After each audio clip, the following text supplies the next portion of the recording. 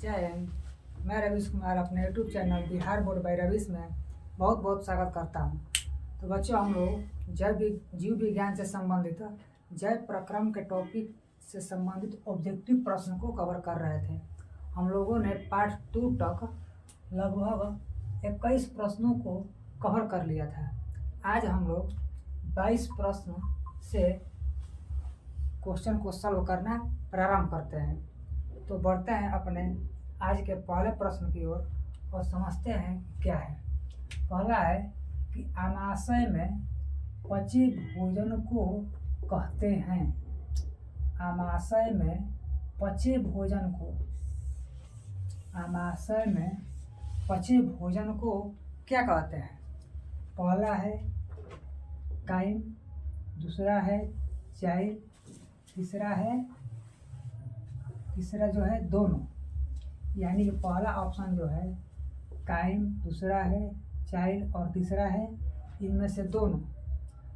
तो बच्चों, जो हम लोग भोजन को ग्रहण करते हैं वह जटिल रूप में ग्रहण किया जाता है।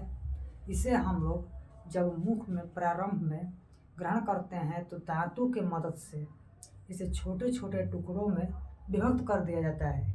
इसके बाद वह छोटी आंत में जाता है, या आमाशय में जाता है, तब उसके बाद छोटी आंत में जाता है।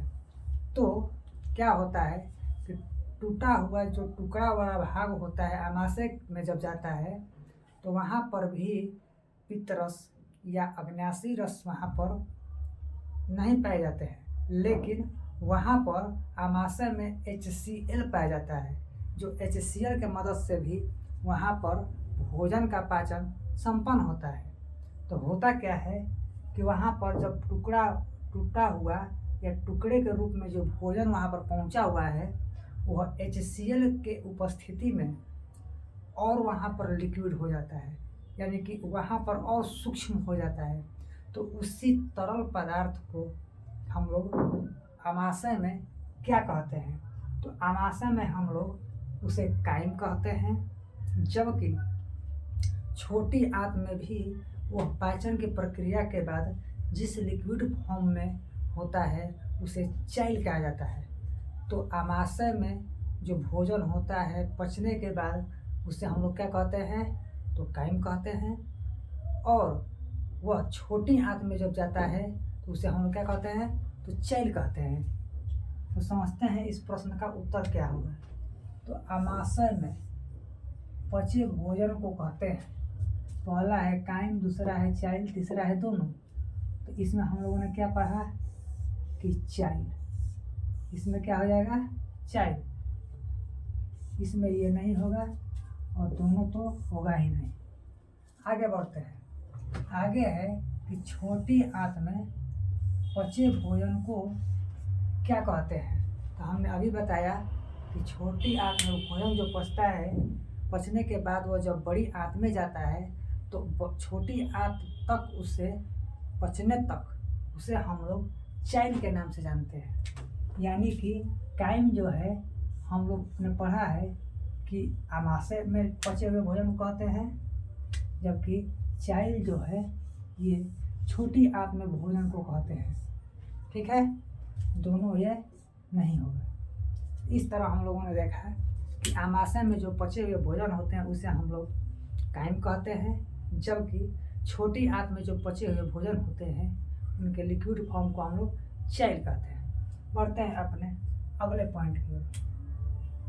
21 नंबर, 22 नंबर और 23 नंबर प्रश्न हो गया है। और बढ़ते हैं 24 नंबर प्रश्न की ओर। अमीबा भोजन को पकड़ता है। यानी कि अमीबा जो है एक कोशिकीय जीव होता है जो अपने भोजन को किस तरह पकड़ता है? तो बच्चों, जिस तरह हम लोग भोजन को अपने मुंह से पकड़ते हैं, ठीक उसी प्रकार अमीबा भी जो होते हैं वह अपने भोजन को शरीर से पकड़ता है, और शरीर में जो पाया जाता है उसे हम लोग कुटपाद कहते हैं। तो अमीबा जो होता है वह अपने भोजन को कुटपाद की मदद से पकड़ता है। तो समझते हैं। पहला है सीलिया, तो सीलिया होगा नहीं। दूसरा है कुटपाद, तो जी हाँ, अमीबा जो है अपने भोजन को किससे पकड़ता है, तो कुटपाद से। आगे है दोनों या कोई नहीं, तो इनमें से कोई नहीं होगा नहीं। ठीक है, बढ़ते हैं अपने अगले प्रश्न की और क्वेश्चन नंबर 25। पैरामीशियम में भोजन का ग्रहण कैसे होता है। पैरामीशियम भी जो है एक कोशिकीय जीव है जो अपने भोजन को उसमें एक बाहरी आवरण में रोमा के टाइप का कोई एक आवरण पाया जाता है जिसे हम लोग सीलिया के नाम से जानते हैं। सीलिया के मदद से पैरामीशियम अपने भोजन को ग्रहण करता है या पकड़ता है और उसे सेल में ला डालता है, जिससे वह अपना भोजन पकाते हैं। तो क्वेश्चन है, पैरामीशियम में भोजन ग्रहण होता है किससे। उसे क्या कहते हैं, मुख कहते हैं तो नहीं कहेंगे। सीलिया, तो हाँ, सीलिया से पैरामीशियम अपने भोजन को पकड़ता है। इसके बाद है कुटपाद, तो कुटपाद इसमें नहीं होगा क्योंकि कुटपाद से अमीबा अपने भोजन को पकड़ता है। कुटपाद से अमीबा अपने भोजन को पकड़ता है। बढ़ते हैं अगले प्रश्न की ओर। 26 अगला है, मनुष्य के आहार नाल की लंबाई कितनी होती है।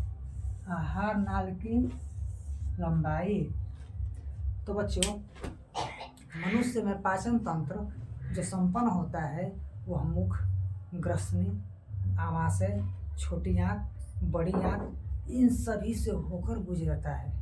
ये सभी जितने भी अंग का हमने नाम बताया, ये सभी को मिलाकर आहार नाल कहा जाता है।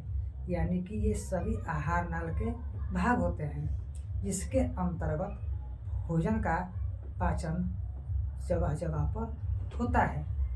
तो बोला है कि उसी आहार नाल का लंबाई कितना है, यानी मुख से लेकर बड़ी आंत तक की टोटल लंबाई को हम लोग आहार नाल कहते हैं। और इसकी लंबाई जो होती है वह 8 से 10 मीटर होती है। कितनी होती है, तो 8 से 10 मीटर। पहला है 2 से 3 मीटर, तो नहीं होगा। दूसरा है 3 से 4 मीटर, तो नहीं होगा। तीसरा है 8 से 10 मीटर, तो जी हाँ, आहार नाल की लंबाई 8 से 10 मीटर की होती है। बढ़ते हैं अपने अगले पॉइंट की ओर। क्वेश्चन नंबर 27, मनुष्य में भोजन के विभिन्न स्वाद ज्ञात होते हैं। यानी जो हम लोग भोजन को ग्रहण करते हैं उसमें जो स्वाद मिलता है हमें, यह किससे ज्ञात होती है। तो बच्चों हम लोग जो भोजन ग्रहण करते हैं हमारे मुख में, यानी मुख्य गुहिका में जीभ पाया जाता है। जीभ जो होता है उसके ऊपर हम लोगों के लिए लाल ग्रंथियाँ होती है, या हम लोग कह सकते हैं कि लाल ग्रंथियाँ वो होती है जो भोजन को नमी युक्त बनाने में और उसको मुलायम बनाने में सहायक होती है। तो यहाँ पर है कि स्वाद, तो जीभ के ऊपरी सतह पर, जीभ के ऊपरी सतह पर स्वाद कलिकाएं पाई जाती है, जिसके चलते हमें किसी भी ग्रहण किए गए भोजन को स्वाद उसका कैसा है उससे पता चलता है। यानी किसी भी पोषक तत्वों को या जो कुछ भी हम ग्रहण करते हैं उसमें जीभ के ऊपर स्वाद कलिकाएं पाई जाती है, जिसकी सहायता से हम लोग यह जान पाते हैं कि कोई भी पदार्थ मीठा है या तीता है या कड़वा है। तो बच्चों पहला है स्वाद कलिकाएं, तो यही हो जाएगा कि स्वाद कलिकाओं के मदद से हम लोग किसी भी चीज़ का स्वाद को जान सकते हैं। तो आगे हो गया पित्तरस, यह तो पाचक रस है। यकृत, ये ग्रंथि है। ठीक है, पढ़ते हैं अपने अगले प्रश्न की ओर। क्वेश्चन नंबर 28, लार ग्रंथि जो मुंह में पाया जाता है कौन नहीं है। यानी कि हमने जो लार ग्रंथि बताया था कि लार ग्रंथि 3 प्रकार के होते हैं, पैरोटिड, सबलिंगुअल और सबमैंडिबुलर। इन तीनों के अलावा यदि ऑप्शन में कोई दिखे तो वो नहीं हो जाएगा। तो समझते हैं। पहला है पैरोटिड। तो जी हाँ, पैरोटिड जो होता है लार ग्रंथि के अंतर्गत आता है। दूसरा सबलिंगुअल, तीसरा सब मैंडिबुलर और चौथा यकृत। तो दोस्तों हमने जैसा कि बताया कि पैरोटिड, सबलिंगुअल, सब मैंडिबुलर ये तीनों लार ग्रंथि होते हैं, जबकि यकृत इसमें जो दिया है, ये यकृत जो है यह ग्रंथि है, लेकिन यह लार ग्रंथि के अंतर्गत नहीं आता है। इसलिए हम लोग कह सकते हैं कि लार ग्रंथि में कौन नहीं है, तो यकृत नहीं पाया जाता है। यानी कि पैरोटिड पाया जाता है, ये भी पाया जाता है और ये भी पाया जाता है। कौन नहीं पाया जाता है, तो यकृत नहीं पाया जाता है। ठीक है, बढ़ते हैं अपने अगले प्रश्न की ओर। Question number 29। शरीर की यानी कि शरीर जो मनुष्य का है उसमें सबसे बड़ी ग्रंथि किसे कहते हैं या कौन होता है? तो शरीर में हम लोगों के लिए जगह जगह पर महत्वपूर्ण कार्य को संपन्न कराने के लिए ग्रंथियाँ, एंजाइम तथा पाचक रस पाए जाते हैं। उसमें एक ग्रंथियाँ भी है जो हमारे भोजन को पचाने में या शरीर के विकास को वृद्धि करने में महत्वपूर्ण भूमिका अदा करती है।